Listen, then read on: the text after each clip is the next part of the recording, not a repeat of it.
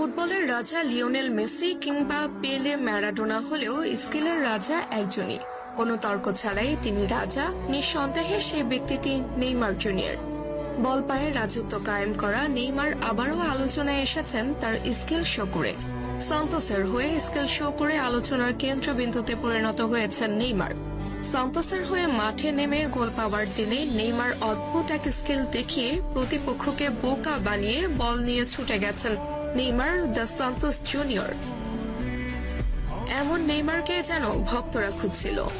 goal.com-এর প্রকাশিত এক শর্ট ভিডিওতে দেখা যায় লং বল রিসিভ করে নেইমার লাফিয়ে উঠে প্রতিপক্ষের বানানো বল নিজের বুকে নিয়ে গ্রাউন্ডে টাচ করিয়ে পায়ের কারুকাজে প্রতিপক্ষের প্লেয়ারের মাথার উপর দিয়ে বল ঘুরিয়ে নিয়ে আসেন নেইমার। তা দেখে অবাক বনে যান মাঠে উপস্থিতরত ব্যক্তিরা।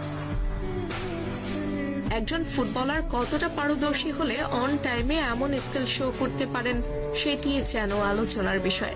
নেইমার বরাবরই সফট স্কিলের ফুটবলার। বল পায়ে প্রতিপক্ষকে বোকা বানাতে তার মতো প্রসিদ্ধ ফুটবলার আরেকজন নেই বললেও মোটেও ভুল হবে না।